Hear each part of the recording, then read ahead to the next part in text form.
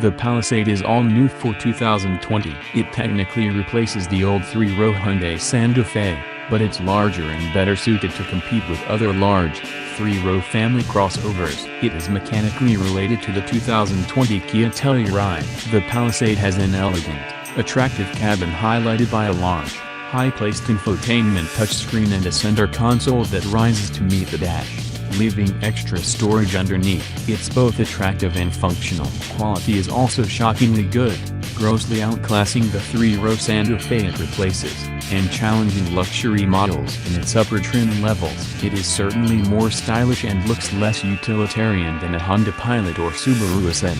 Every Palisade comes standard with an 8-inch touchscreen, which is the upgrade unit in other Hyundais. It's easy to use, and thanks to the Palisade's design, easy to see. A new 10.25-inch widescreen unit is available on upper trim levels, much as it is in the Kia Telluride. Like that sister SUV, the Palisade also comes standard with a multitude of standard infotainment features including Apple CarPlay, Android Auto, satellite radio and 5 USB ports. An extra pair of USB ports is added to upper trim levels, however, which can also be outfitted with wireless smartphone charging, integrated navigation and an Infinity premium sound system. Also shared with the Telluride is the driver talking car intercom system that transmits the driver's voice to those sitting in the back. The Palisade is one of the largest 3-row crossovers, both on the outside and inside.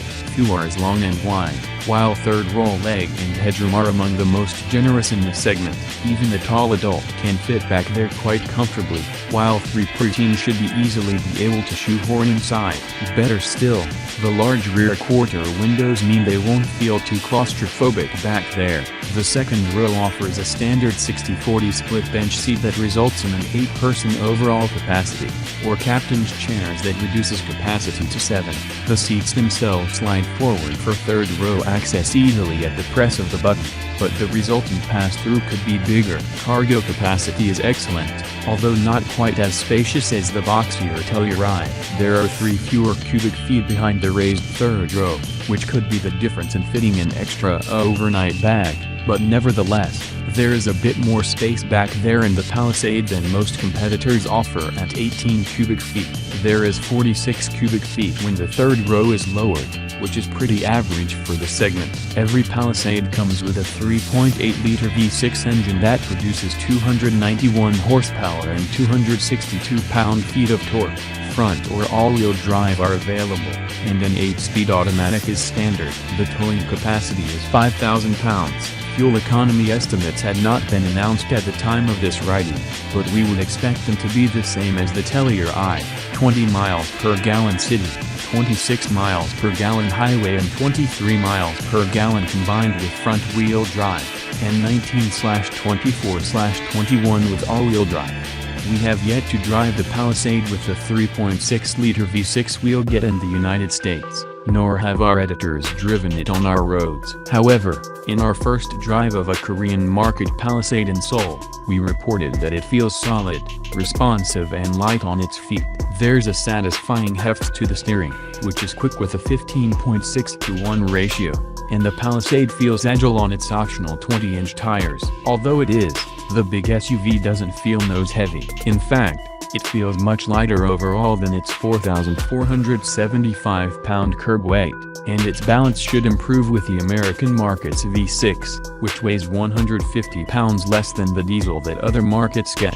There's plenty of road feel in the steering and chassis. The ride is comfortable, although some drivers may find it firmer than they expect. It's probably a bit more compliant on the standard 18-inch tires, which are considerably lighter, shaving 5.5 pounds off each corner. Sport mode unnecessarily adds more weight to the steering but cranks up the response of the throttle and transmission nicely. We also drove the Palisade on some very mild dirt roads and a beach southwest of Seoul. This is no serious off-roader, and we quickly buried the SUV up to its axles in the deep, soft sand. With 7.9 inches of ground clearance, at least Palisade will handle the gravel parking lot without breaking a sweat.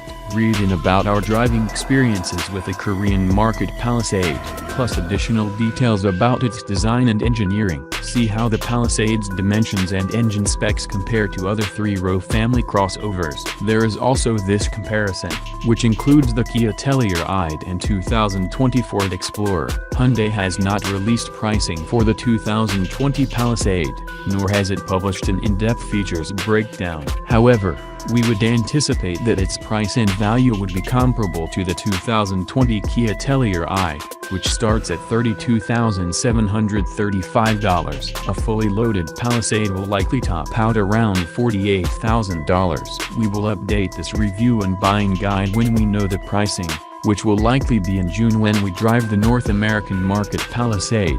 Standard equipment is likely to include automatic headlights, a rear view camera, adaptive cruise control, an 8-inch touchscreen, 5 USB ports, Apple CarPlay, Android Auto, and satellite radio. We do know definitively that it will come standard with numerous advanced safety features, described below. Every 2020 Hyundai Palisade comes standard with forward collision warning with pedestrian detection and automatic emergency braking, blind spot and rear cross traffic warning, lane keeping assist, a driver inattention warning system, a safe exit assist, warns passengers of oncoming traffic when opening doors, and adaptive cruise control. There are also front side curtain and driver knee airbags standard.